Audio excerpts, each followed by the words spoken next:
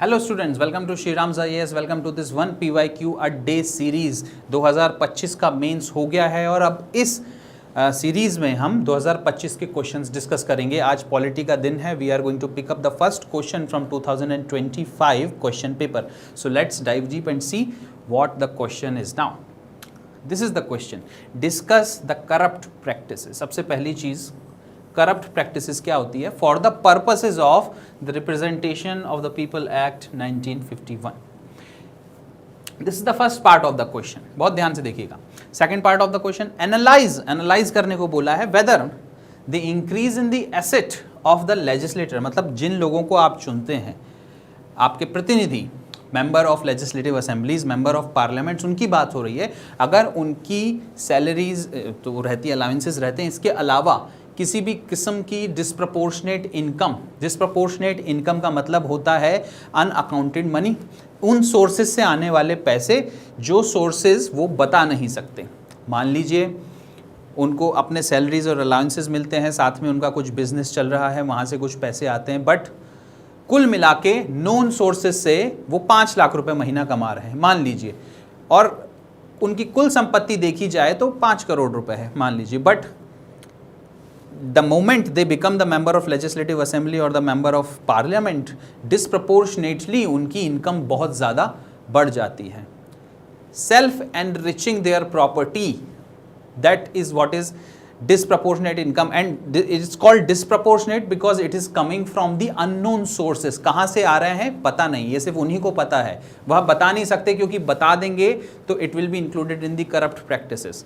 तो दोस्तों देखते हैं आगे क्या है। Analyze whether the increase in the asset of the legislators and their associates disproportionate their known source of income would constitute undue influence and consequently a corrupt practice। तो अब ध्यान से समझिए इस बात को। क्वेश्चन 2 पार्ट में बटा हुआ है। सबसे पहला पार्ट आपको कह रहा है कि करप्ट प्रैक्टिसेस क्या होती हैं रिप्रेजेंटेशन ऑफ पीपल एक्ट में। तो corrupt practices, if you see correctly here, section 123 of representations of people act of 1951 defines what corrupt practices are.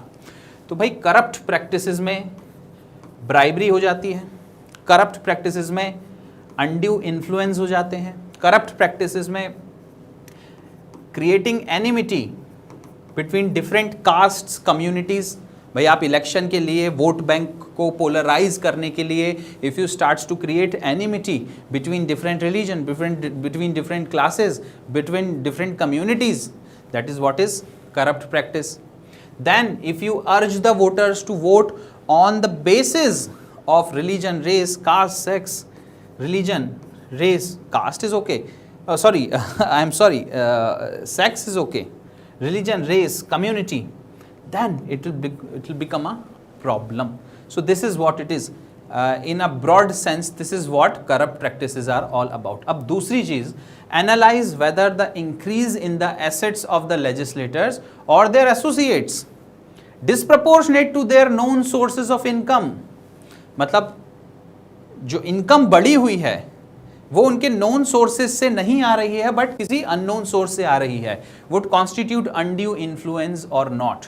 अब in the corrupt practices there is also a word included which is called as undue influence. Undue influence का मतलब क्या होता है? Undue influence का मतलब होता है if you urge the people to vote in such a way that there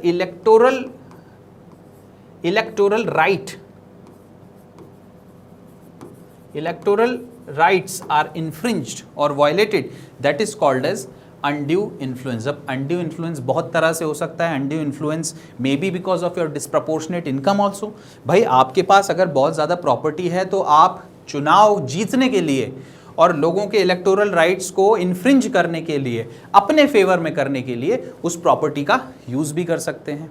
तो किसी भी तरह से अगर undue influence होता है, किसी भी तरह से अगर पता चलता है कि electoral rights of the people have been violated और इन्फ्रिंज्ड, और वो किस किस तरह से कर सकते हैं। अगर आप लोगों को बोलें कि आपका सोशल एक्सक्लूजन हो जाएगा, एक्स कम्युनिकेशन हो जाएगा, excommunication, social exclusion if you do not vote in my favour, excommunication मतलब आप रिलीजन से एक्सपल्ज हो जाएंगे.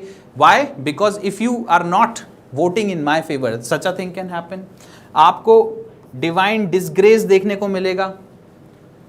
then all these practices will be considered as undue influences. And if any disproportionate income is used for these practices where the electoral right of the people are violated or infringed, electoral right को violate करना मतलब उसको influence करना in such a way that the people are unable to vote out of their experience or out of their will, but because you are influencing them, you are persuading them in such a way where you are telling them, if you do not vote in my favor, you will have to face social exclusion, you will have to face exclusion from the religion, you will have to face the divine curse, things like this. And all these things have been added under section 123 of the Representations of the People Act 1951. So that is what is undue influence. अब एक बार फिर question पे जाते हैं और आप ध्यान से देखिए. Analyze whether the increase in the assets of the legislator or their associates disproportionate to their known sources of income would constitute undue influence and consequently a corrupt practice. अगर if it is proved that a particular thing is coming under the definition of undue influence, it will automatically be coming under the definition of corrupt practice. That is okay.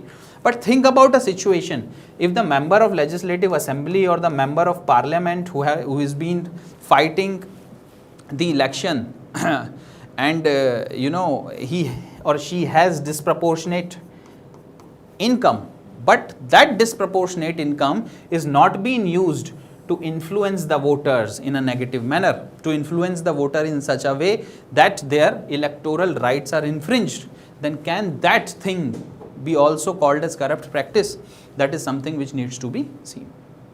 So a corrupt practice is only when the disproportionate income has been used for undue influence. If the disproportionate income is not used for undue influence, then that disproportionate income will be tackled by Prevention of Corruption Act 1988. Under section 13, if you see, Prevention of Corruption Act 1988, the provisions are there where the disproportionate income can be punished. So this is it. That was the question and that is how you have to solve it. So thank you very much for joining me. We are going to come up in the next class with the next question. Thank you and have a nice day. Jai Hind.